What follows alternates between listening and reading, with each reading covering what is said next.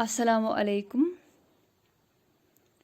प्यारे बच्चों, हम आबिद मनावरी को पढ़ रहे हैं।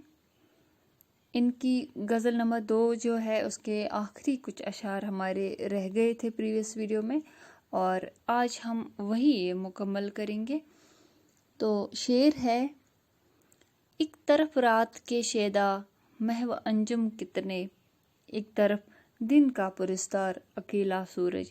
तो यहाँ पे शायर कह रहे हैं कि आप देख रहे हैं जैसे ही रात होती है तो उसके शेदा यानी इसके आशिक, रात के आशिक आपको बहुत सारे नज़र आएंगे। वहीं आप देखेंगे चांद आसमां पे निकला हुआ है, वही आप देखेंगे इतने सारे अंजुम यानी इतने सारे तारे निकले हुए हैं आसमां पे। यानी ये जो रात है इसके बहुत सारे आशिक है, इसके बहुत सारे चाहने वाले हैं। और वहीं आप दूसरी तरफ अगर दिन पे नज़र दौड़ाएंगे, दिन को देखेंगे तो दिन का एक अकेला परस्तार यानी परस्तिश करने वाला एक अकेला आशिक जो है वो इसका सूरज है। यानी सूरज जब निकलता है तो पूरे दिन को रोशन कर देता है। उसके बाद है, गैर मुमकिन है शब गम की सहर ए आबिद, किसने मगरिब से निकलते हुए देखा सूरज। तो यहाँ पे नामुमकिन की बात कर रहे हैं शायर। तो कह रहे हैं कि खुद से मुखातिब होकर कह रहे हैं कि ये मुमकिन ही नहीं है कि ये जो शब गम है, मेरी जो शब गम है यानी गम की रात जो है मेरी, इसकी कभी सहर, इसकी कभी सुबह होगी, यानी इस गम का कभी खात्मा होगा।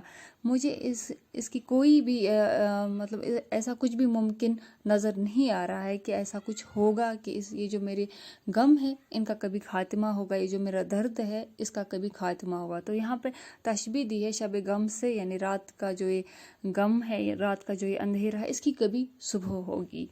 किसने मगरिब से निकलते हुए देखा सूरज, ये एक ऐसी बात है जैसे कि मगरिब से, अगर मैं समझता हूँ कि अगर मेरे गम का खात्मा होगा तो वो ऐसी बात है जैसे मगरिब से सूरज निकलना।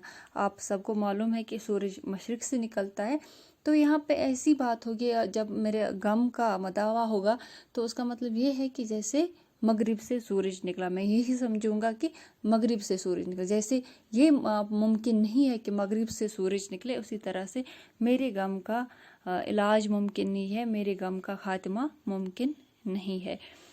तो इसके साथ ही ये जो 2 अशार हैं ये हमारे रह गए थे प्रीवियस वीडियो में। मेरा मुँह में थोड़ा सा बोलने की दिक्कत हो रही थी, इवन कि स्टिल है, लेकिन मैंने कोशिश की कि आप तक ये मैं पहुँचा दूँ।